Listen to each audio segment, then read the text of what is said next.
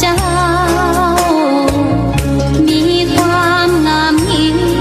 ยบไม่เปรียบเทียบเขาเทียบเราใครมองไม่งามช่างเขาแต่เจ้าก็คือดอกบัวด้วยความสัตย์ซื่อยึดถือความดีเป็นหลักใครรักไม่รักก็ไม่จมปลักมองมัวเมื่อโผล่พ้นน้ำก็เห็นความงามในตัวไม่ยึดติดในตมชั่วขอเป็นดอกบัวดอกดีใครไม่มองว่าบัวงามเด่นแต่บัวก็เป็นดอกบัวทุกวันอย่างนี้ไม่อยากเด่นดังแต่มุ่งหวังในทางเด่นดี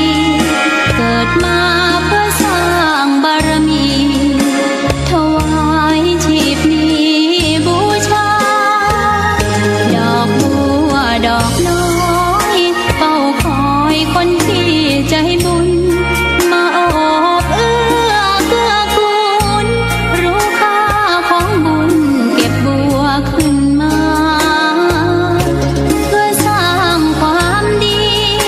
และเสริมบารมีดังว่าใช้ดอกบัวนี้บูชาพระสัมมาสัมพุทธองค์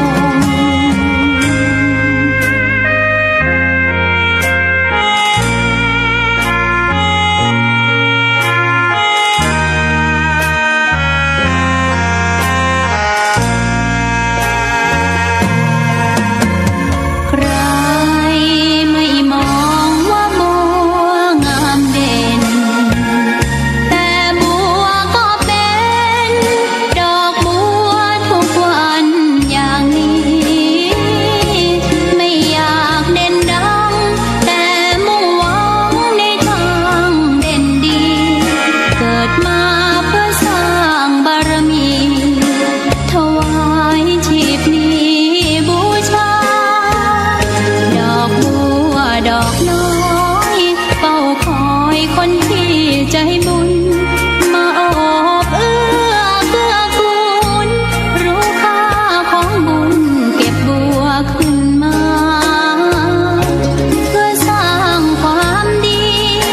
และเสริมบารมีดังว่าใช้ดอกบัวนี้บูชาพระสัมมาสัมพุทธองค์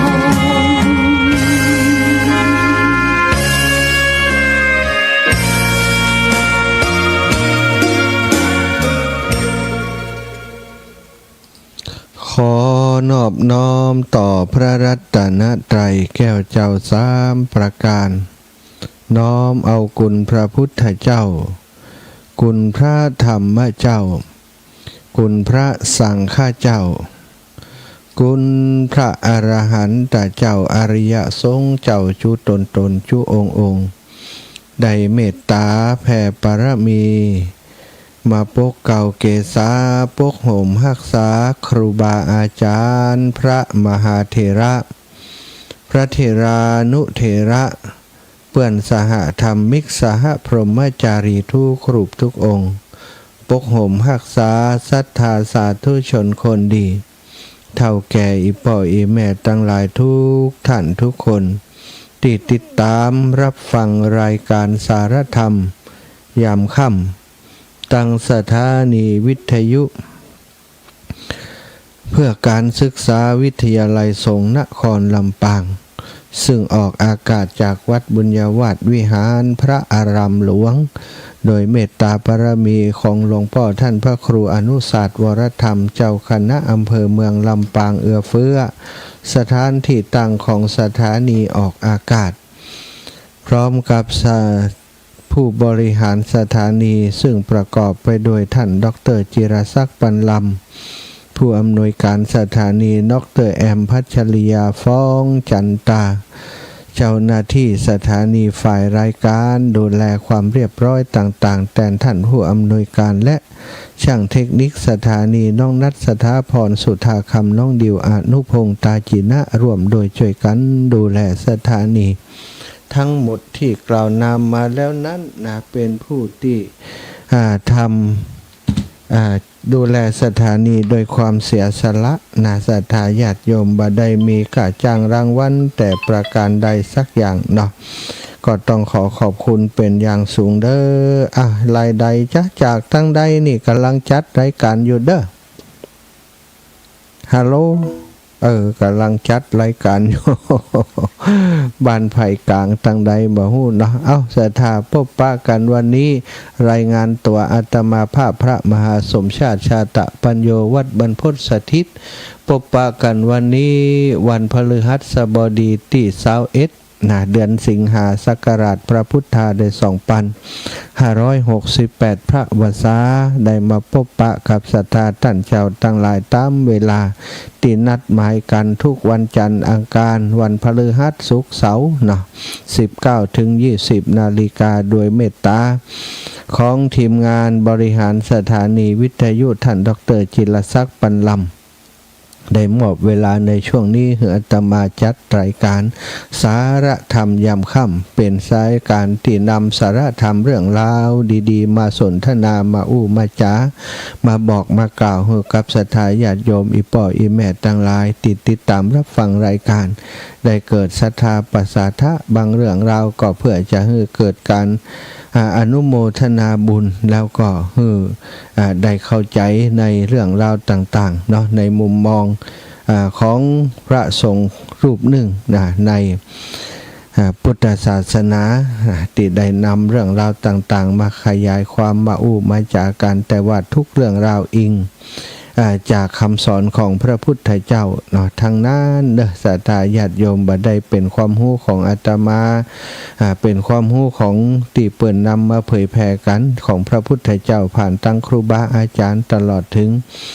ที่อาตมาภาพได้มีประสบการณ์ได้กระทำปั่มเป่งได้ปฏิบัติมาส่วนหนึ่งเนาะ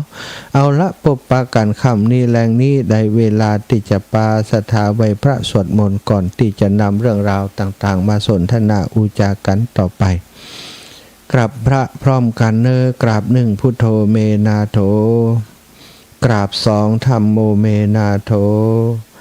กราบสามสังโฆเมนาโถ อิ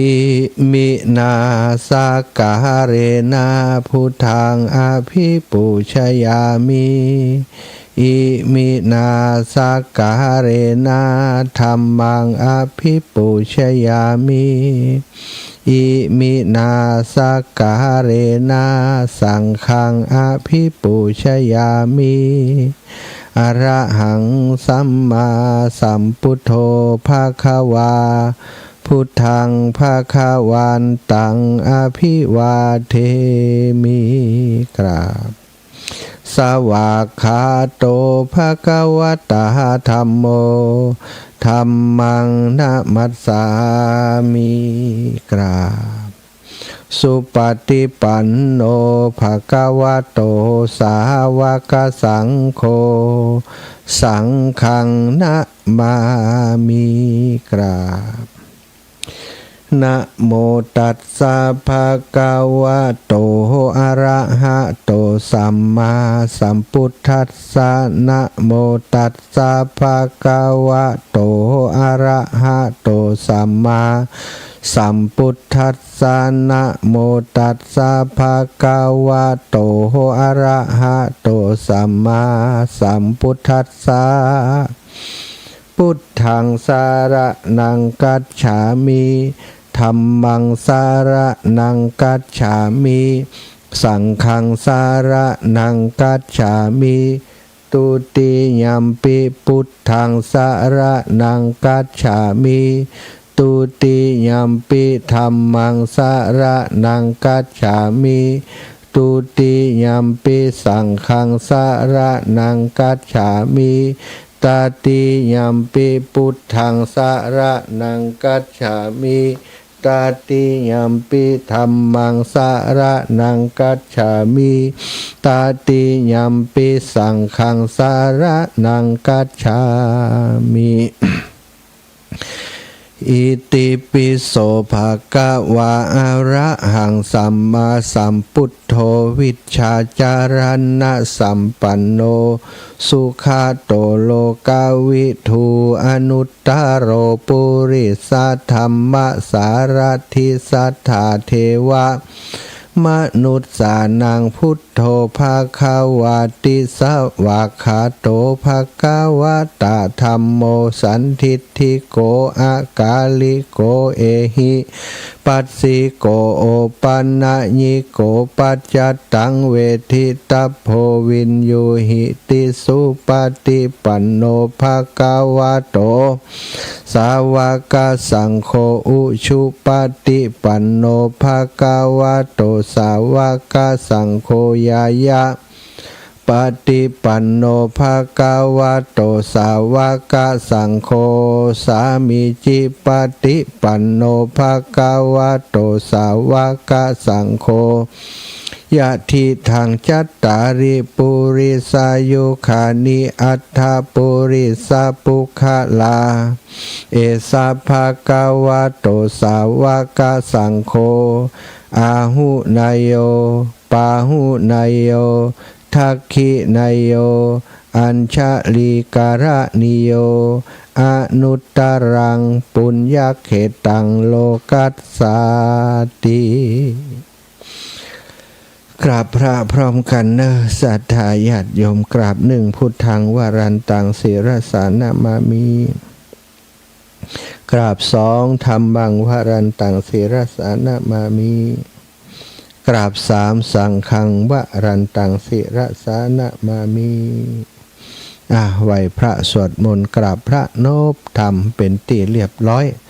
ลำดับต่อไปก็จะได้สนทนานำสารธรรมมาสนทนามาอุมาจาศรัทธาญาติโยมเท่าแก่อีพ่ออีแม่ทั้งหลายติดตามรับฟังอยู่ในขณะนี้ได้สดับรับฟังพร้อมกันเนาะปบปะกันแล้วบักแล้วที่จะนำสารธรรมมาสนทนาอูจากันวันนี้ก็คงจะอูในเรื่องของบุญกิริยาวัตถุเบื้องต้นนะก็คือเรื่องของทานศาสดาทานศีลภาวนาเนาะตอนหัวค่ำเมื่ออย่างหัวค่ำยามแรงเวลาประมาณ10ตอนบ่าย15 นาฬิกาถึง17 นาฬิกาอูเรื่องการฮือทานนะในการฮือทานแล้วก็สิ่งที่เป็นปฏิปักษ์ต่อการฮือทานก็ได้อูจากกันไปถ้าใครติดตามต่อเนื่องอันนี้ก็เป็นความต่อเนื่องจากเรื่องราวที่ได้นำมาสนทนาไปเมื่อตอนหัวค่ำตอนบ่ายๆเนาะตอนบ่าย3 โมงบ่ายแก่ๆแล้วนะก็ต่อจากนี้ก็เป็นเรื่องของอานิสงส์ของการฮือทานอิงถึงพุทธพจน์ที่พระองค์ได้ตรัสไว้ว่าดูก่อนภิกษุทั้งหลายอานิสงส์การฮือทาน5 ประการมีอยู่5 ประการคือ 1. ผู้ฮือย่อมเป็นที่รักของชนเป็นอันมากศรัทธา 2. คนดีผู้สงบหรือว่าสัพปะบุรุษย่อมคบหาผู้ที่ชอบฮือทานข้อที่ 3. กิตติทรัพย์อันงามของผู้ฮือทานนั้นย่อมขจรขจายไปไกล 4. ผู้ฮือทานย่อมบ่เหินห่างจากธรรมของคฤหัสถ์ศรัทธาข้อที่ 5. ผู้ฮือทานเมื่อตายไปแล้วย่อมเข้าถึงสุคติโลกสวรรค์ศรัทธาก็คงได้ยินอยู่บ่อยๆในเรื่องของอานิสงส์ของการฮือทานศรัทธาแค่ในเบื้องต้นก็เป็นที่น่าปรารถนาแล้วเนาะผู้ฮือทานย่อมเป็นที่รักของชนเป็นอันมากชนเป็นอันมากก็คนทั่วไปคนทั้งหลายที่ทราบข่าวว่าคนนี้เป็นคนที่จิตใจดีงามหุ่มช่วยเหลือคนอื่นชอบฮือทานทำบุญสุนทรทานอยู่เป็นประจำนะบ่จำเป็นต้องนักหนาปะปานอายังศรัทธาแม้กระทั่งเป็นคนจนเป็นยาจก เป็นคนที่มีความอนาถาในเรื่องของการกินกันอยู่เงินทองทรัพย์สินบ่มีนักบ่มีหนาแต่หุ้มหือตานสถามีน้อยหือน้อยมีอายังติดตัวเองกินบริโภคอยู่ก็เอาไปหือตานตามมีตามเกิดอันนี้ก็ถือว่าเป็นเรื่องของการหือที่มีความบริสุทธิ์ใจแม้ของที่หือตานนั้นจะเป็นของที่บ่มีคุณค่าอะไรอย่างมากมายในสายตาของคนอื่นแต่สำหรับเขานั้นมันมีคุณค่าต่อเขาเมื่อน้อมนำมาเป็นของตานก็ย่อมเป็นของตานที่ประเสริฐยิ่งเอาไปถวายต่อผู้มีศีลผู้ปฏิบัติดีปฏิบัติชอบทั้งหลายก็ยิ่งจะมีผลมากมีอานิสงส์มากตามมานี่คนที่ห่มหื้อตานย่อมเป็นที่รักของคนเป็นอันมากอย่างเฮาหันคนที่เปิ่นห่มหื้อตานเนาะสถาจิตใจของเฮาก็จะสนใจหรือว่าจะชอบใจจะฮักเขาจะเลื่อมใสในตัวเขาเป็นพิเศษอย่างที่มีในอดีตการในสมัยพุทธกาลนี่สถาแม้กระทั่งบุคคลคนนั้นได้เสียชีวิตไป2,000 กว่าปีแต่ชื่อเสียงในการฮื้อตานของเพิ่นยังโด่งดังมาจนถึงทุกวันนี้บ่ว่าจะเป็นท่านมหาเศรษฐีอนาถปิณฑิกะสิริทัตชื่อแต่สิริทัตที่ชื่อที่เป็นฉายาที่คนทั้งหลายยกย่องท่านก็คืออนาถปิณฑิกะเศรษฐีท่านเศรษฐีผู้มีข้าวก้อนข้าวแด่คนอนาถาทั้งหลายทุกวันทุกเวลาตั้งแต่สมัยเมื่อยังบ่ได้นับถือพระพุทธเจ้านะยังบ่ได้นับถือพระพุทธศาสนาท่านก็เป็นคนที่ห่มหื้อตานได้ทำตานได้เปิดโรงทานที่บ้านของเปิ้นอยู่เป็นประจำอยู่แล้วสถาจนได้ยินคำว่าพุทโธพระพุทธเจ้าเมื่อข่าวติดตั้นได้เดินทางไปที่เมืองกรุงราชคฤห์เมืองกรุงราชคฤห์แล้วก็เศรษฐีผู้เป็นเปื้อนความจริงก็เป็นเปื้อนกันด้วยแล้วเกี่ยวดองกันเป็นญาติเพราะว่าพี่สาวน้องสาวของท่านอนาถปิณฑิกะเศรษฐีก็มาแต่งงานเป็นสะใภ้ของบ้านเศรษฐีนี้ก็เป็นเปื้อนกันด้วยทำมาค้าขายอยู่ด้วยกันสนิทสนมกันเป็นพิเศษมีงานในเมืองราชคฤห์ท่านเศรษฐีอนาถปิณฑิกะเศรษฐีได้มาถึงเปิ่นอยู่กรุงสาวัตถีถ้าได้เดินทางมาที่ราชคฤห์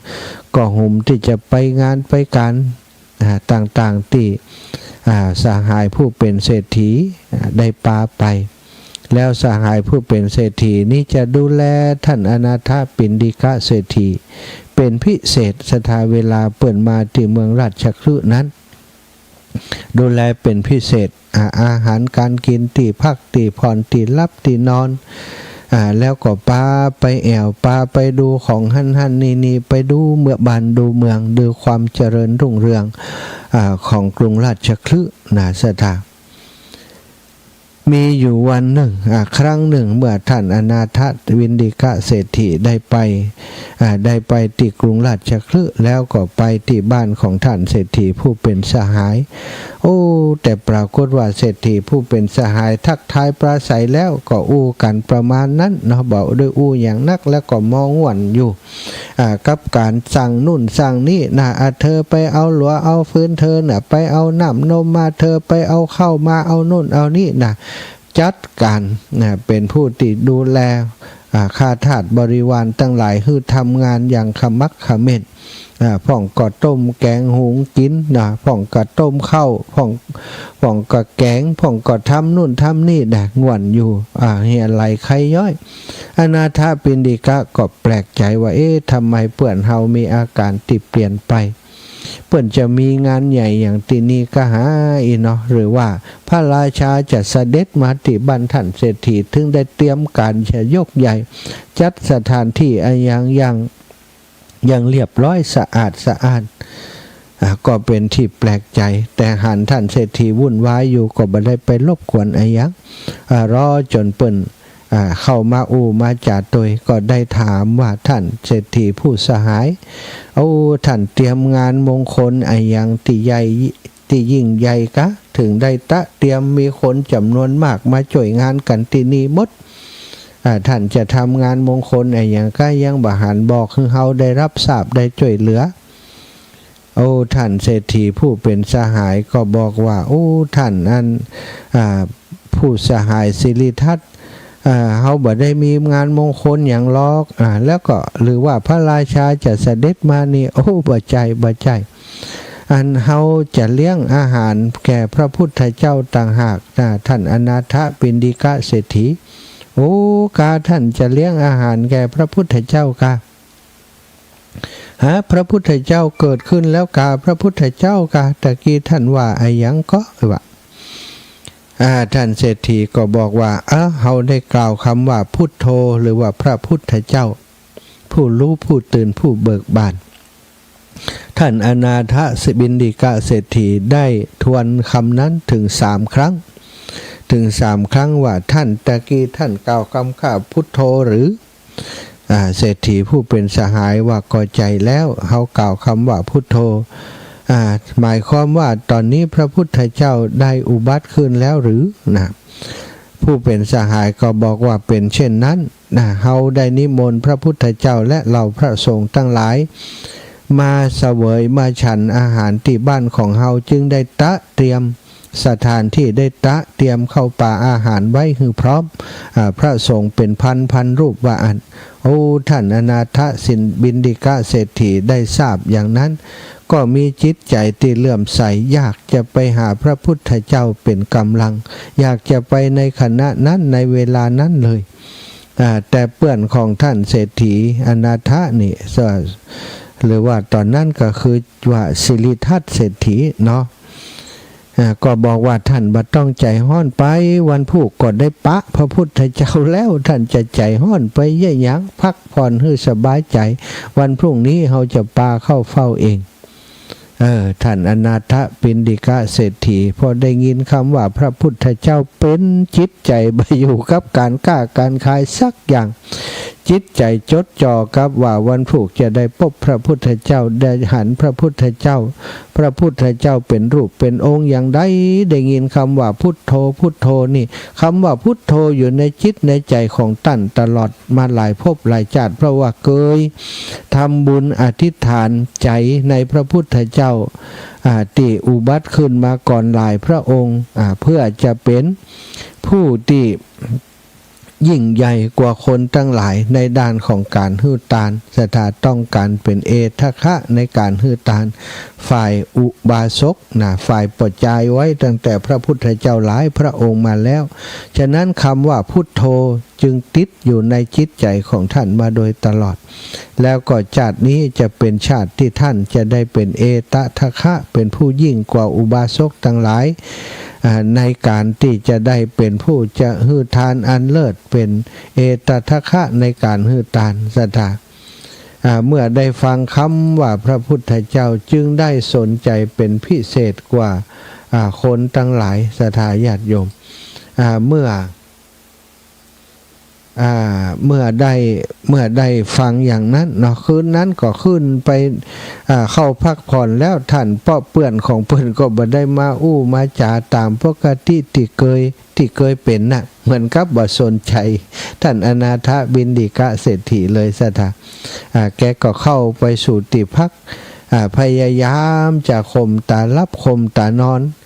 เจ้าเพราะว่าพรุ่งนี้เช้าจะได้เจอกับพระพุทธเจ้าแล้วแต่ปรากฏว่านอนปิ้นไปปิ้นมาปิ้นไปปิ้นมาตื้อมารับคำว่าพุทโธเนี่ยก้องอยู่ในโสตประสาทก้องอยู่ในหูตลอดเวลา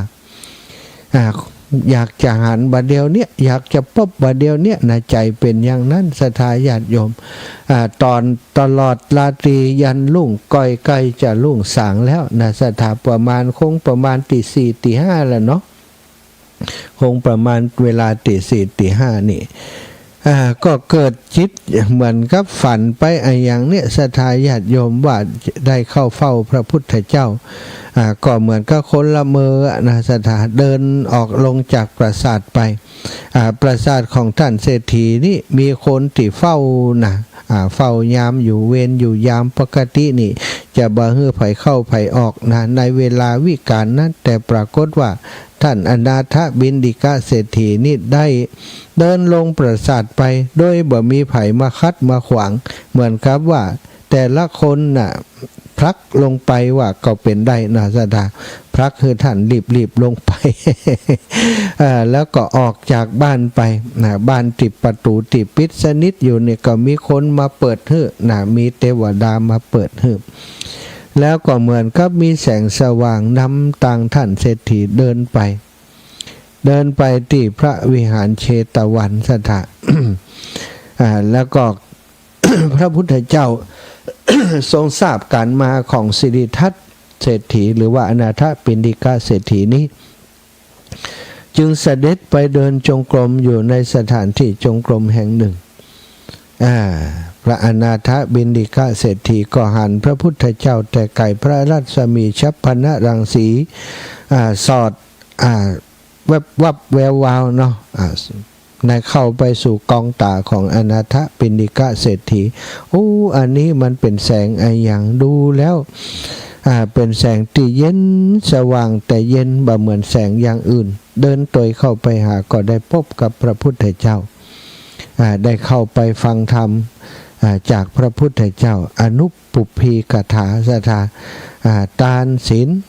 สวรรค์โทษของกามคุณของการบวชท่านเศรษฐีได้ฟังธรรมะจากพระพุทธเจ้าเกิดความเลื่อมใสได้เปล่งวาจาขึ้นมาพูดทางสรณังกัจฉามิธรรมังสรณังกัจฉามิสังฆังสรณังกัจฉามิในขณะนั้นเลยศรัทธาต่อจากนั้นหลังจากนั้นท่านเศรษฐีก็ได้ทูลต่อพระพุทธเจ้าว่าข้าพระองค์ขอกราบนิมนต์พระองค์ได้ฉันภัตตาหารที่บ้านของเศรษฐีผู้เป็นเปื้อนในวันต่อไปนั้นวันนี้บัดตาวันต่อไปข้าพระองค์ขอถวายภัตตาหารแด่พระองค์และพระสงฆ์ทั้งหลายเมื่อได้ทูลนิมนต์เรียบร้อยก็เดินทางกลับไปยังบ้านท่านเศรษฐีศรัทธาท่านเศรษฐีก็ถามว่าท่านไปไหนมาไปเข้าเฝ้าพระพุทธเจ้ามาท่านเศรษฐีผู้สหายท่านไปอย่างใดไปส่ง บ่มีไผไปส่งไปโดยอย่างก็บอกมาหู้ตัวแห่งกรรมอยู่วิหารอยู่เชตวันมหาวิหารน่ะอยู่เวลุวันแล้วว่า อยู่พระวิหารเวลุวันแล้วนะที่กรุงราชคฤห์ไม่ใช่เชตวันเศรษฐีผู้เป็นสหายก็มัวง่วนอยู่กับบ่ได้อย่างนักศรัทธาญาติโยมพอหลังจากพระพุทธองค์และพระสงฆ์ทั้งหลายไปฉันภัตตาหารที่บ้านของเศรษฐีผู้สหายเรียบร้อยกล่าวสัมโมทนิยกถาเรียบร้อยอนาถปิณฑิกเศรษฐีก็เข้าเฝ้านะแล้วก็ทูลอาราธนาอีกครั้งหนึ่งแล้วก็แจ้งให้เพื่อนเศรษฐีได้รับทราบว่าในวันรุ่งขึ้นพรุ่งนี้ข้าพเจ้าขอยืมครัวท่านจะใช้จ่ายทรัพย์ส่วนตัวในการทำบุญในการถวายภัตตาหารแด่พระพุทธเจ้าศรัทธาซึ่งท่านเศรษฐีก็ได้อนุญาตตามที่ขอเนาะคือท่านอนาถปิณฑิกเศรษฐีได้ถวายภัตตาหารแด่พระพุทธเจ้าหลังจากถวายภัตตาหารแล้วก็ทูลอาราธนาว่าขอให้พระองค์ได้เสด็จไปโปรดพระสกนิกรเจ้าบ้านพี่น้องเจ้าบ้านศรัทธาผู้มีความทุกข์ทั้งหลายที่แคว้นโกศลที่แคว้นโกศลที่กรุงสาวัตถีด้วยเถิดพระพุทธองค์ก็ทรงรับ นิมนต์ว่าจะเสด็จไปอีก 2-3 เดือนเมื่อพ้นฤดูที่มันฤดูฝนฤดูที่ไปเดินทางลำบากนั้นพระองค์ก็จะเสด็จไปอนาถปิณฑิกเศรษฐีก็เตรียมการเป็นการใหญ่ซะท่าได้ไปเตรียมการได้ระหว่างเดินทางไปนั้นได้เตรียมการสำหรับสถานที่ที่พระพุทธองค์จะทรงพัก ระหว่างทางกะระยะเวลาตรงนี้ควรจะสร้างที่พักไว้ควรที่จะจัดหาที่รื่นรมไว้ให้กับพระพุทธเจ้าก็จัดการสร้างไว้จนกลับไปถึงเมืองสาวัตถีสถานแล้วก็ไปซ้อหาสถานที่สำหรับที่จะเป็นวัดจะสร้างวัดไว้ตอนรับพระพุทธเจ้าและเหล่าพระสงฆ์ทั้งหลายก็ไปจำรูปแบบจากวัดเชตวันที่กรุงราชคฤห์มา ไปดูว่าสถานที่ไหนที่มันเหมาะสมบ่ใกล้เมืองเกินไปบ่ไกลเมืองเกินไปก็ได้ไปหันว่าสถานที่แห่งหนึ่งก็คือสวนของเจ้าเชษฐสถานสวนอุทยานของเจ้าเชษฐก็ซึ่งเป็นราชทายาทในราชวงศ์ของพระเจ้าประเสนทิโกศล ก็เลยได้ไปสอบถามเจ้าเชษฐว่าสถานที่แห่งนี้ท่านพอจะขายให้ข้าพเจ้าได้ก่อเจ้าเชษฐก็ถามท่านจะซื้อไปยี่หยังเขาจะซื้อไปทำเป็นวัดถวายไว้ในพระพุทธศาสนาถวายแก่พระพุทธเจ้าเชษฐความที่บ่อยากขายก็บอกว่าถ้าท่านหาเงินมากองเต็มพื้นที่ของเฮานี่ได้เฮาจะขายที่แห่งนี้ให้กับท่านว่าเมื่ออนาถปิณสิริทัตเศรษฐีหรือว่าอนาถปิณฑิกะเศรษฐีได้ฟังดังนั้นก็บอกว่าได้ก็ใจคนข้าทาสบริวารทั้งหลายไปเปิดคลังของตัวเก่าเอาทองมาวางในพื้นที่ของเจ้าเชษฐนั้นวางไปสถานจนเกือบจะเต็มพื้นที่นั้นที่มีอยู่แสดงว่ามีสตังค์นักเนาะมีทองนักเนาะเราวางไปวางไปก็บอกว่าเรือแหมส่วนอีกนิดหนึ่งข้าพเจ้าจะไปขอยิบยืมมา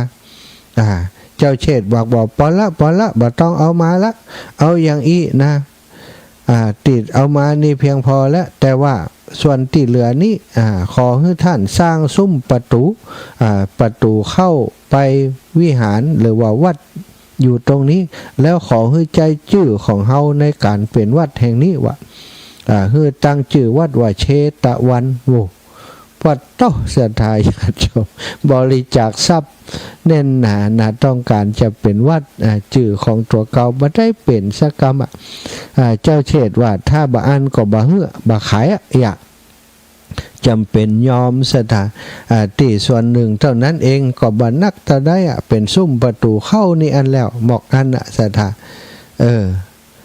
แต่ว่าเจ้าเชษฐต่อรองว่าต้องชื่อว่าเชตวันก็จำเป็นเนาะเป็นจำเป็นได้ตั้งชื่อเป็นเชตวันก็บ่เอาชื่อของตัวเก่าไปใส่สถานนี้ความเสียสละของท่านอนาถปิณฑิกะเศรษฐีเป็นการฮื้อตานที่ยิ่งใหญ่ตั้งแต่ได้ฮู้จักกับพระพุทธเจ้ามาก็ถวายตัวรับใจพระพุทธศาสนาเป็นอุบาสกที่มีความตั้งใจในการทำบุญฮื้อตานสร้างวัดสร้างวาเสี่ยงสตังไปเมื่อฮู้เท่าใดแล้วก็ถวายภัตตาหารแด่พระพุทธเจ้าและเหล่าพระสงฆ์ทุกวันบัดต่ำกว่า500รูปทุกวันสถานจนตั้งใจในการทำบุญอย่างเดียวการขายที่เคยต้องเตี๋ยวไก่ไปหั่นไปนี่ก็ลดการเดินทางลงมาเพื่อจะได้อยู่ใกล้พระพุทธเจ้าอุปถากประทับค้ำชูดูแลพระพุทธเจ้าก็ทำให้เป็นเหตุให้ทรัพย์ต่างๆที่มีคนยิบยืมไปพอบ่ได้ติดตามทวงถามก็หดหายไปสถานคนที่ยืมตังไปก็มาคืนทรัพย์ที่บางส่วนที่เอาฝังไว้เอาเข้าคลังเอาฝังไว้ก็ปรากฏว่าน้ำมาซ้อตะลิงฝั่งต่างๆจมลงน้ำไปจัดนักวะสถานทำให้ต่อมาท่านเศรษฐีนี้บ่มีทรัพย์ที่จะทำทานได้เหมือนแต่เก่าก่อนแต่ว่าก่อฮื้อทานทุกวันมีอยู่ครั้งหนึ่งได้ถวายรายงานแก่พระพุทธเจ้าบอกพระพุทธองค์ว่าข้าแต่พระองค์ผู้เจริญข้าแต่พระ ศาสดาเจ้าบัดเดียวนี้นะข้าพเจ้าบ่สามารถจะฮื้อตานประณีตได้เนื่องจากว่าทรัพย์สมบัติที่มีอยู่มันล่อยหล่อลงไปได้แต่เข้าปลายเกลียนนะก็เข้าเปลี่ยนนะการเนาะสถาเข้าที่มันหยาบบัดใจเข้าสวยเข้าที่สวยงามอายังทำเป็นข้าวต้มแล้วก่อนน้ำพักดองต่ออันขอพระองค์ได้โปรดเมตตารับภัตตาหารที่ข้าพระองค์ถวายด้วยเถิดพระพุทธเจ้าว่าท่านเศรษฐีอันการถวายทานนั้นจิตใจที่บริสุทธิ์ต่างหากที่เป็นสิ่งประเสริฐทานของท่านถึงจะเป็นข้าวที่มันบ่มีราคากลางวัดไอ้ยังท่านเองก็กินอันนี้นะแล้วก็เอาอันเนี้ยมาถวายแก่เฮาและเหล่าพระสงฆ์ทั้งหลายถือว่าเป็นทานอันประณีตเป็นทานอันประเสริฐท่านบ่ต้องเสียใจไปหรอกว่าอันซึ่งต่อมาเนาะเมื่อท่านอนาถปิณฑิกะเศรษฐีได้มีเทวดามาช่วยไปทวงถามทรัพย์สินต่างๆแล้วไปเอาทรัพย์ที่อยู่ในน้ำเอาออกมาให้เปิ้นได้เปิ้นก็กลับกลายมาเป็นเศรษฐีที่รุ่งเรืองร่ำรวยเหมือนเดิมนี่สถากิตติทรัพย์อันงามของท่านอนาถปิณฑิกะเศรษฐีในการถวายทานอย่างเลิศอย่างประเสริฐแก่พระพุทธเจ้าก็เป็นที่เลื่องลือแก่คนทั้งหลายในแคว้นโกศลโดยเฉพาะในกรุงสาวัตถีนั้นสถาถือว่าท่านเป็นคนสำคัญเป็นที่รักของคนและเทวดาทั้งหลายมาโดยตลอดสถานลองคืดพอเนาะเปิ่นได้เสียชีวิตไปเป็นเวลา2,000 กว่าปีแล้วคุณงามความดีความที่เปิ่นเป็นคนที่ฮื้อตานอย่างยิ่งใหญ่ตลอดอายุเปิ่นที่บำเพ็ญทานแล้วก็ฮื้อตานตลอดชีวิตนี่สถานทำให้ตัวของเปิ่นชื่อเสียงของเปิ่นยังโด่งดังมาจนถึงปัจจุบันนี้และคิดว่าจะยาวต่อไปแหมตราบอายุของพระพุทธศาสนาชื่อของท่านอนาถปิณฑิกะเศรษฐีนางวิสาขามหาอุบาสิกาจะติดตึงอยู่ในจิตใจของชาวพุทธตลอดไปยาวนานจนสิ้นศาสนาของเขาในที่สุดสถานี่แสดงว่าการฮื้อตานนี้บ่ใช่เรื่องธรรมดาแล้วก็พูดที่ฮื้อตานด้วยความตั้งใจโดยเจตนาที่ดีนั้นย่อมจะเป็นที่รักของคนและเทวดาทั้งหลายนี่ข้อที่1นะสถาแล้วก็อานิสงส์ของการฮื้อตานข้อที่2ย่อมเมื่อเป็นที่รักของคนและเทวดาทั้งหลายเป็นอันมากแล้ว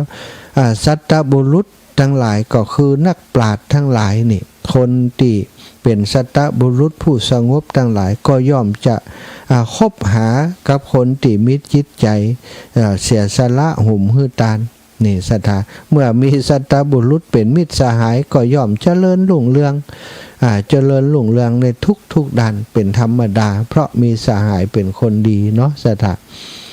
อันนี้ข้อที่2ส่วนข้อที่3นะสถากิตติทรัพย์อันงามของผู้ฮื้อทานย่อมขจายไปไกลคนจะฮู้จักไปอย่างในชมพูทวีปในสมัยนั้น7 แคว้นบ่มีแคว้นใดที่บ่ฮู้จักท่านอนาถปิณฑิกะเศรษฐีทุกคนอยากจะหันท่านอนาถปิณฑิกะเศรษฐีคนในบ้านในเมืองในแคว้นโกศลนั้นในเมืองสาวัตถีนั้นมีงานมงคลมีกิจการงานมงคลก็ต้องเรียนเชิญท่านเศรษฐีไปเป็นเกียรติเพราะชื่อเสียงของท่านขจายไปอย่างนั้นในฐานะที่เป็นคนดีเป็นคนหุ่มฮื้อตานมีกัลยาณมิตรที่ดีมีคนฮักคนหุ่มแล้วข้อที่4ผู้ฮื้อตานย่อมบ่เหินหากจากธรรมของคฤหัสถ์นี่สถาธรรมของคฤหัสถ์คฤหัสถธรรมเปิ่นอยู่ในคฤหัสถธรรมเนาะอุอากาสะอุทานะสัมปทาอารักขะสัมปทาธรรมของคฤหัสถ์ทั้งหลายก็จะเกิดขึ้นกับคนที่หุ่มฮื้อตานเพราะท่านก็เป็นคนปฏิบัติธรรมอยู่แล้วสถาแล้วก็ผู้ฮื้อตานนั้นเมื่อตายไปแล้วย่อมเข้าถึงสุคติโลกสวรรค์แม้กระทั่งมีชีวิตอยู่ยังมีความสุข ความสุขอกสุขใจแล้ว เมื่อเสียชีวิตจากไปก็ยิ่งจะไปสู่ที่ภพภูมิที่ดีนั่นคือสวรรค์สวรรค์นั้นเป็นที่ลื่นลมบัดต้องทุกข์บัดต้องยากบัดต้องลำบากบัดต้องยากการนักอย่างอีกเนาะเสวยสุขในทิพย์วิมานมีแต่สถานที่อันน่าลื่นลมสงบสุขสบายนะบ่าห้อนบ่าหนาวอยู่บนสวรรค์พุ่นอยู่โลกมนุษย์ของเฮาเนี่ยโอ้สถานเวียนว่ายตายเกิดอยู่ในวัฏสงสารนี่นักหนาอิดนะอยู่ในโลกมนุษย์นะแต่ว่าไปอยู่สวรรค์มดบุญกับลงมาเป็นมนุษย์อยู่ดีเนาะลงมาเป็นมนุษย์ก็เหมือนกับว่าไปเดินทางไปพักเปิ้นว่าพักที่ศาลาระหว่างทางแล้วก็เดินทางกลับบ้านบ้านก็คือสถานที่ที่อันน่าลื่นลมนะในที่นี้ก็หมายถึงสวรรค์แต่ส่วนคนที่มาพักในศาลาพักอย่างเฮามาสู่โลกนี้นี่โลกนี้นี่ก็มาเฮามาอยู่บัดถึง100 ปีซะท่ามาเพื่ออะไรยังมาเพื่อจะสร้างสมคุณงามความดีสร้างสมคุณงามความดีก็กล้าไปอยู่บ้านเหมือนเดิมเหมือนออกไปทำงานนะสถาถ้าไปทำงานติบดีเนาะทำงานติบสุจริตโดนเปิ่นเนี่ยเปิ่นจับ บ่ได้กลับบ้านส่งไปติดคุกติดตาราง แต่ถ้าเราทำแต่กุศลผลบุญคุณงามความดีทานศีลภาวนาบ่ได้ขาดสุดท้ายก็จะกลับไปสู่สวรรค์สู่วิมานอันเหมาะสมแก่การกระทำปั่มเป็นของเราอันนี้คืออานิสงส์ของการฮื้อทานเนอะศรัทธาเอาละศรัทธาขออนุญาตประชาสัมพันธ์เสียน้อยเนอะวันนี้ไปบิณฑบาตที่บ้านนางแลเนาะได้มีญาติโยมเปิ่นนิมนต์อาตมาจะไปฮับฐานรองธรรมาสแล้วก็โต๊ะเคียงแล้วก็โต๊ะหมู่ปูจาที่ได้สั่งเปิ่นทำไว้ที่ร้านมงคลศิลป์หรือไออย่างเนี้ยเนาะมงคลศิลป์หรือไออย่างสักอย่างที่บ้านนางแลเนาะสั่งเปิ่นทำเสร็จสิ้นเรียบร้อยก็ได้ไปฮับวันนี้โยมแม่เปิ่นทราบว่าอาตมาจะไปฮับธรรมาสเปิ่นเลยนิมนต์ไปบิณฑบาตนิมนต์ไปฉันอาหารที่บ้านแม่บัวลอยสายเขียวนะซึ่งในการไปวันนี้ก็มีแม่บัวลอยสายเขียวได้ร่วมบุญกันเทศในวันที่24มาแหม100แม่บุญมีหม้อสีใจร่วมบุญกันเทศมาแหม100แม่อำรวยตาเทียนได้ร่วมบุญมาแหม40 บาทแม่สุวรรณจันทร์แสงทองร่วมบุญมาแหม100 บาทก็แม่เหลียวเพชรแสนงามเนาะเกิดวันเสาร์ที่5ปีมะโรงร่วมบุญมาแหม100 บาทร่วมบุญธรรมาสแหม100 บาทสาธุอนุโมทนาบุญนายทิตินันคำผง50 บาทนางสาวสุวิมลวงจันทร์สุ50 บาทตาลธรรมหลวงแล้วก็ได้ร่วมบุญงานศพมาแหมงานศพที่วัดนากวางท่านเจ้าวัดนากวางเนาะอันนี้ก็เป็นเจ้าแรกที่ร่วมบุญมาเนอะอันนี้ก็คงจะเอาไปร่วมบุญเป็นโรงทานเป็นอะไรอย่างต่างๆเนาะที่วัดนากวางแม่บัวลอยสายเขียว100แม่แสงเวียนกันที่สา60แม่สุกแลกันทะ40แม่บุญปันและสันกลาง100แม่บุญมีหม้อสีใจ40แม่อำรวยตาเทียนนะไม่เอกนะ100 บาทอันนี้งานศพเนอะก็จะเก็บไว้สำหรับงานศพแม่ทองสุกและกันทะบันนางแลร่วมถวายการเทศมาแหม100 บาท100 บาทและร่วมบุญกันเทศ100 บาทเนาะแล้วก็แม่ยาสุกและกันแม่คำสุกทิพปทานะและครอบครัวบ้านนางแลร่วมบุญส่วนตัวแหม100 บาทแม่คำสุกทิพปทาและครอบครัวร่วมบุญโต๊ะหมู่บูชามาแหม400 บาทแม่อำรวยตาเทียนนะบ้านมอร่วมบุญมาแหม100 บาทป่อปรีชาแม่หลวงสมัยสายเขียวบ้านนางแลร่วมบุญมาแหม100 บาทอันนี้หลวงพ่อแม่ทองสายแลสันกลางบ้านนางแลแหม50 บาทสถานีก็เป็น ติศรัทธาญาติโยมให้เฮามาวันนี้เนาะแล้ววันนี้หลวงพ่อณรงค์ประภากโรได้เมตตามอบเพื่อท่านอาจารย์ลูกศิษย์ของเปิ้นพระที่วัดประตูต้นพึ่งพร้อมกับโยมโยมเข้าแตนเนาะชื่อเปิ้นชื่อเล่นเปิ้นโยมเข้าแตน นำน้ำดื่มมาถวายเพื่อจะดูแลศรัทธาญาติโยมครูบาอาจารย์ที่มาร่วมฟังเทศน์ตั้งธรรมหลวงในวันที่100 แพ็คอนุโมทนาในเมตตาหลวงพ่อแล้วก็คุณโยมเข้าแตนถวายปัจจัยร่วมบุญเป็นการเทศน์มาแห่ม200 บาทอนุโมทนาบุญคุณโยมที่ตินันคำผงอันนี้อยู่บ้านอันนี้นะอยู่บ้านสีหมวดเก้านะ50 บาทนางสาวสุวิมลวงจันทร์สุอันนี้สีหมวดเก้าเนาะ50 บาทอันนี้ตาลธรรมหลวงแม่เหลียวเพชรแสนงามอันนี้เปิ่นอยู่บ้านสีหมวดเก้าเหมือนกันเปิ่นเกิดปีมะโรงร่วมบุญธรรมหลวงปีมะโรง100 บาทและตาลธรรมาส100 บาทเอาละศรัทธาญาติโยมจะปั่นเวลาศรัทธาญาติโยมได้โทรเข้ามาก่อนเนอะ0808844173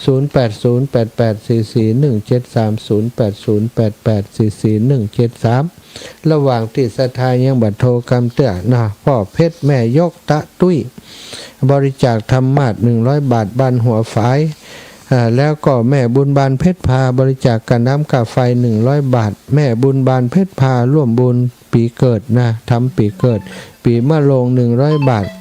ค่าน้ำค่าไฟ100 บาทพ่อพี่ชัยแม่ชุมไผ่แก้วเทพนามวงบันโทกหอยช้าง100 บาทสาธุเนอ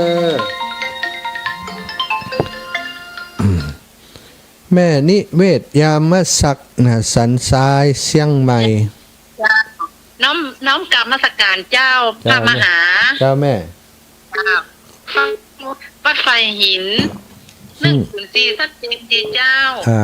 104.50เนาะเจ้าชัดเจนนี่ขอให้พระมหาจงมีสุขภาพแข็งแรงพลานามัยอยู่เป็นร่มโพร่มชัย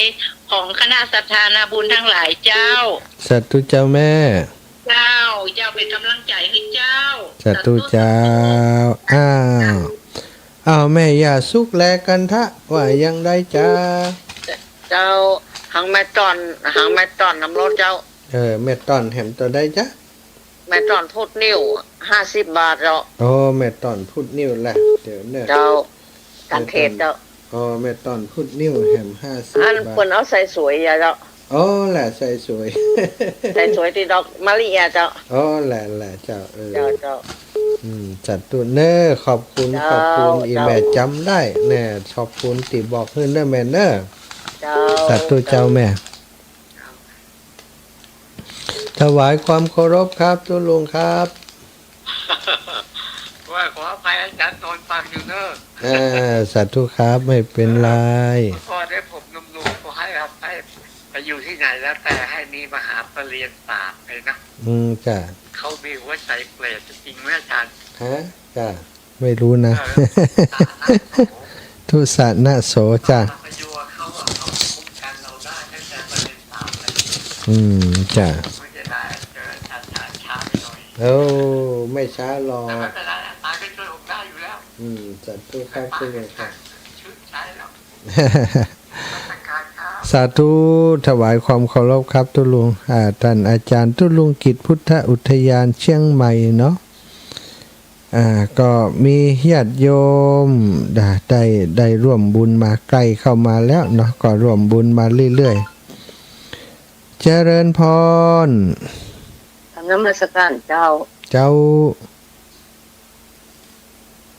ไม่กันหวานบ่ออกเดือยไงออกอยู่เจ้าเดี๋ยวนี้สอเบอร์โทรอยู่ไหนบ่ฮู้นี่เจ้าเบอร์โทรไปไว้ไหนบ่ฮู้มันเดี๋ยวนี้เจ้าเบอร์โทรยังเบอร์โทรตุเจ้ามื้อนี้กะเจ้าสาธุเจ้าไว้ไหนบ่ฮู้นี่แต่ไม่เคยว่าคุณน้อยบ้านแล้วให้หมูทีเลยเจ้าสาธุเจ้าแม่เพ็ญณลำพูนศาลเจ้าพระอาจารย์มาก่อนวันที่24นี่วันที่24มาก่อน มาเล่นไปเตื้อเจ้า เอาเป็นยกสุดท้ายดีกว่า ยกสุดท้ายเนาะ มันคือเกิน ยกสุดท้ายนี่มานอนเพลนเนาะจนแม่นน้อยจนแม่นนอน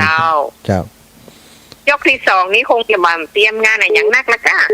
ก็ยังได้เตรียมอยู่อีแม่ยังได้เพลพัดปัดกวาดแล้วก็อัน